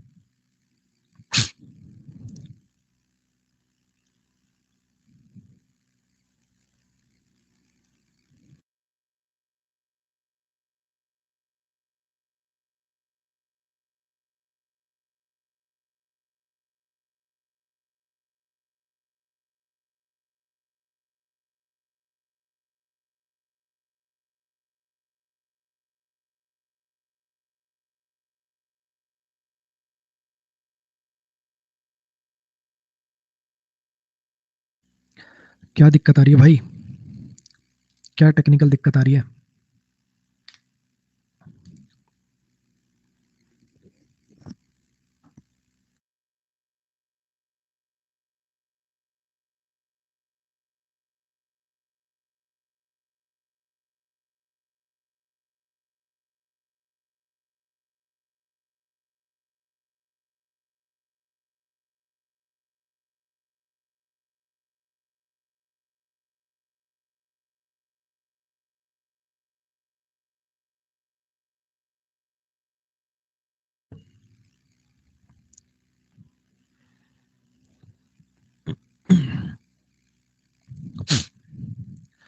My father is too weak that he cannot climb the stairs alone. My grandfather is too weak that he cannot climb the stairs alone. सो के साथ पेयर होता है दैट का, और ये जो टी डबल ओ टू है इसके साथ पेयर होता है इन्फिनेटिव का। ठीक है, सो के साथ पेयर होता है दैट का और टी डबल ओ टू के साथ पेयर होता है इन्फिनेटिव का। समझिए जरा, माई ग्रैंडफादर इज सो वीक, मेरे ग्रैंडफादर जो है वो इतने वीक हैं, that he can not climb the stairs alone, या तो ऐसे लिख लो। ठीक है, नहीं तो आपको मैंने वेरी और टू का जब डिफरेंस पढ़ाया था तब मैंने आपको बोला था कि टू के अंदर नेगेटिव अपने आप अंडरस्टूड होता है, लिखने की जरूरत नहीं होती। जब आप लिखते हो he is too poor to buy this car, तो इसका मतलब ये होता है कि वो इतना गरीब है वो गाड़ी नहीं खरीद सकता। तो इस टू के साथ पेयर होता है इन्फिनेटिव का। दोनों तरीके से आप लिख सकते हो, ऐसा भी लिख सकते हो my grandfather is too weak to climb the stairs, उसमें नॉट लिखने की जरूरत नहीं, इन्फिनेटिव लगा दोगे। My grandfather is too weak to climb the stairs alone, या my grandfather is so weak that he can not climb the stairs alone. समझ आया? तो अब यहां पे मैं क्या करूं, अब देखने वाली बात है कि आगे क्या होगा। अब देखने वाली बात है कि आगे क्या होगा। अगर यहाँ पे मैं इन्फिनेटिव लगाऊं तो यहाँ पे टू आता है, अगर मैं यहाँ पे मतलब क्लॉज बनाऊं तो सो आता है। अब एक ऑप्शन तो ये कि यह पूरा हटाऊं, लेकिन जनरली क्या होगा ना, आपको ऐसे स्लैश नजर आएंगे ना, पेपर में क्या होगा जनरली आपको ऐसे स्लैश नजर आ रहे होंगे। वैसे तो हम प्रेफर करते हैं लेफ्ट को बेस मान के राइट में करेक्शन करना, लेकिन सोचो थोड़ा, जनरली बीच में कहीं स्लैश वगैरह आएगा तो इसमें दो पार्ट में तो एरर कर नहीं पाओगे, तो इस वाले टाइप के एरर में आपको 99% यही इसी साइड पे करेक्शन करना पड़ रहा होगा। आगे कर भी सकते हो ना, तो भी इतने बड़े क्लॉज को उठापटक करने की बजाय ऐसा छोटा सा करेक्शन प्रेफर करेंगे अपन। मैं फिर बता रहा हूँ, जनरली हम लेफ्ट को बेस मानकर राइट में करेक्शन करते हैं, बात ठीक है, लेकिन इतनी बड़ी करेक्शन करने की बजाय अगर छोटू सी करेक्शन करने से ए पार्ट में सही हो जाएगा, यानी इधर ही सही हो जाएगा, तो उसको प्रेफर कर रहे हैं। क्लियर हो गया? ऐसे इसमें देख लो, अगर ऐसे आ जाए तो अब पूरा my grandfather is to climb को काट के क्या लिखना पड़ेगा, that he can not climb, ऐसे पूरा लिखने की बजाय क्यों ना ये कर दूं। क्लियर हो गया। चलो जी नेक्स्ट पे आइए।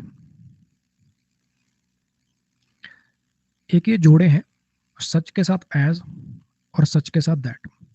सच के साथ एज कब आएगा और सच के साथ दैट कब आएगा।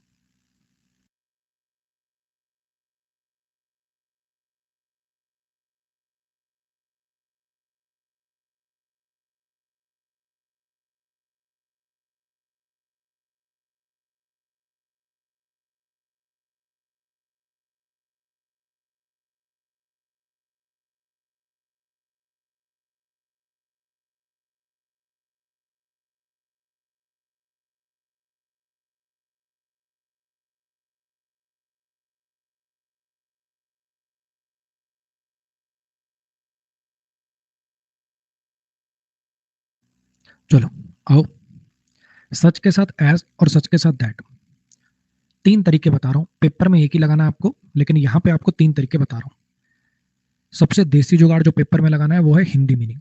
अगर आपको कभी सच के साथ ऐसा मीनिंग करना हो जो, जिसने, जिसको, जिन्होंने, ये वाले टाइप का, तो एज लगाएंगे। सिंपल मीनिंग देना हो की, तो दैट लगाएंगे। अगली बात, अगर आपने अगर आपने कैटेगराइज करना है, अगर आपने चीजों की कैटेगरी बतानी है तो एज आता है। और आपने एक बात बोली, अपनी कही गई बात को और बल देना है, स्ट्रेंथन करना है, तो दैट आता है। एज भी बच्चे रिलेटिव प्रोनाउन होता है, जिसने डाउट डिस्कशन की क्लासेस वगैरह लगाई हैं वहां पे बट रिलेटिव प्रोनाउन की तरह से कैसे काम करता है और एज रिलेटिव प्रोनाउन की तरह से कैसे काम करता है वो आपको बताया है ना।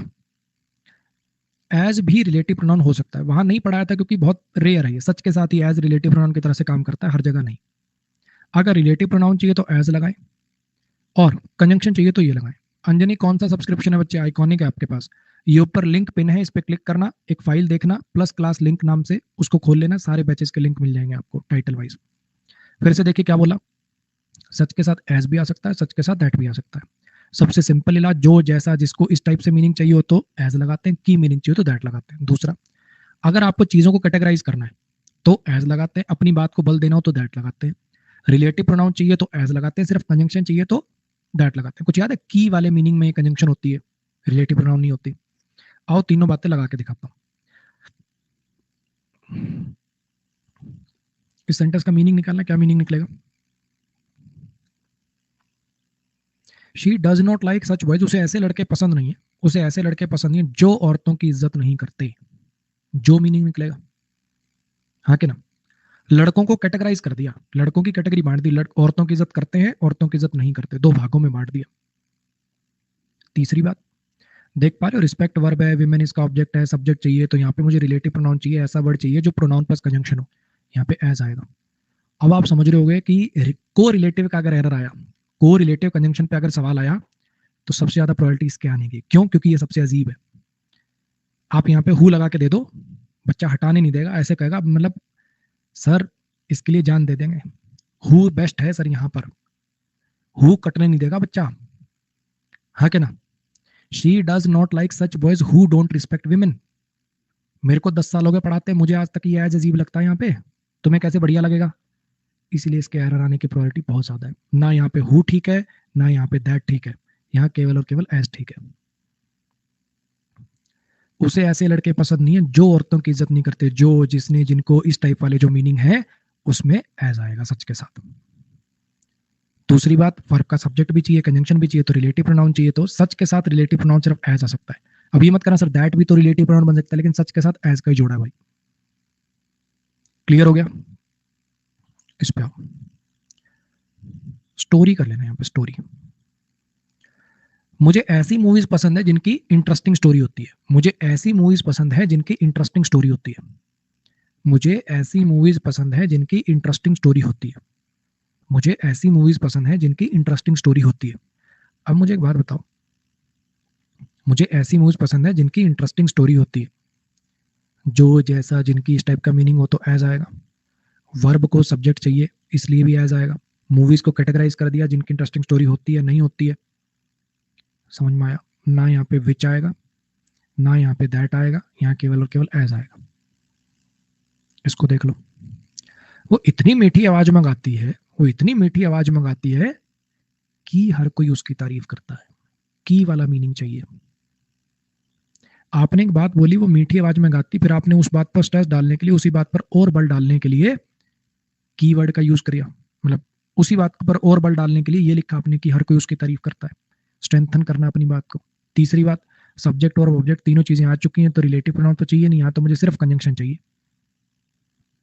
पेपर में आपको हिंदी मीनिंग से कर लेना जो जैसे, लेकिन वैसे आपको 3 पॉइंट बता दिए मैंने, 3 तरीके से करना सिखा दिया पेपर में, जो जैसा जिसने जिंदाबाद। बोलो भाई, समझ में आया क्या? हाँ जी। को रिलेटिव कंजंक्शंस यहाँ पे खत्म होती हैं।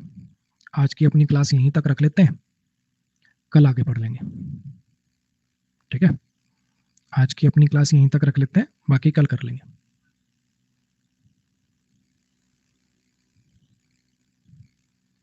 चलो, आज के लिए शुभ रात्रि। कल मिलते हैं, सेम टाइम सेम जगह।